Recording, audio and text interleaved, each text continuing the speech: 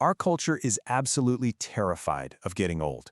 We fight it, we hide it, and we act like it's something to be ashamed of. But what if that entire way of thinking is just wrong? What if, in our fear of aging, we're actually throwing away our greatest asset?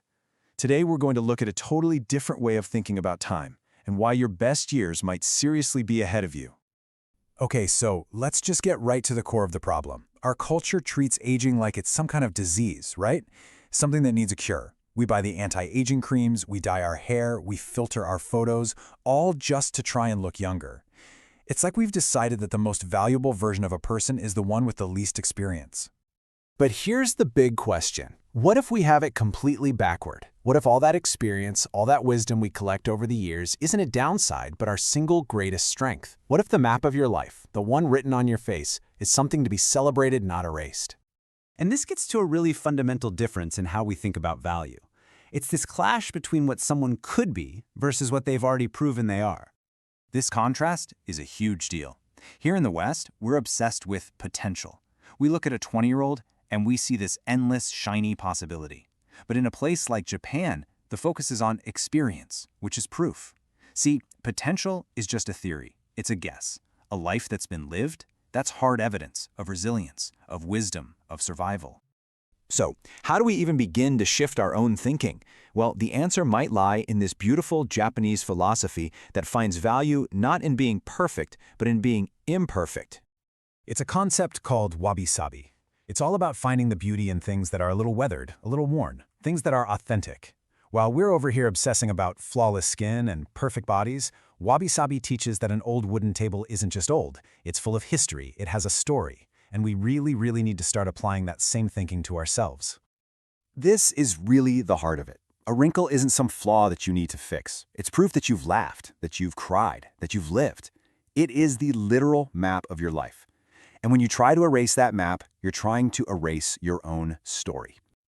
Now, this idea of finding beauty in the imperfect, it gets even deeper. It's perfectly captured by an ancient Japanese art form that doesn't just tolerate scars and history, it celebrates them.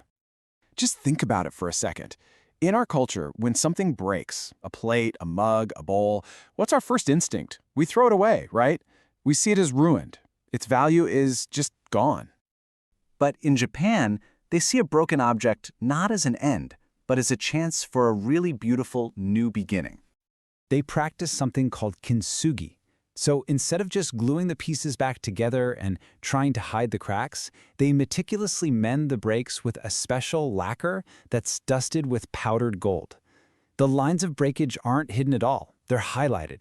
They become the most beautiful part. And here's the crucial part. The repair doesn't just make the bowl useful again, it totally transforms it. Those golden scars become a celebrated part of its history, making it unique, more resilient, and honestly, way more beautiful than it ever was before it was broken. And you are that bowl. Every single challenge you've overcome, every heartbreak you've survived, every scar you carry, those aren't your flaws. They are your lines of gold. They're what give you your history, your strength, and your value. Why would you ever want to be that plain, unbroken bowl again? Now, I know what you might be thinking. This all sounds like a really nice philosophy, but is there any actual proof that life gets better? Well, as it turns out, there is hard data that completely backs this up. Check this out. It's called the happiness U-curve. Study after study shows that our happiness is pretty high in our 20s. Then it dips down, hitting its lowest point in our 40s. And then it starts to climb again, usually peaking in our 60s and beyond. It makes sense, right? When we're young, we're anxious and striving. As we get older, we gain perspective. We just stop sweating the small stuff. Okay, so how can we actually start using this in our own lives? How do we shift our mindset from fearing age to respecting it? Well, I've got one simple, incredibly powerful thing you can do. I call it the mentor shift. Sometime this week, find someone who's at least 2 decades older than you are. Could be a parent, a neighbor, a coworker. And then ask them this one question. What's something you worried about constantly at my age that ended up not mattering at all? And then just listen. What you're doing is borrowing the wisdom of your own future self. It's amazing. So let's bring all this home. It's time to stop apologizing for the number of years you've been on this planet. Your history isn't something you need to hide. It's the very source of your value. You are a survivor. You are the Kintsugi bowl. and your scars are literally filled with gold. So you see, the final question isn't how do I stop aging? It's how do I age with purpose and with grace? The takeaway is so simple, but it's profound. Don't hide your scars. Let them shine.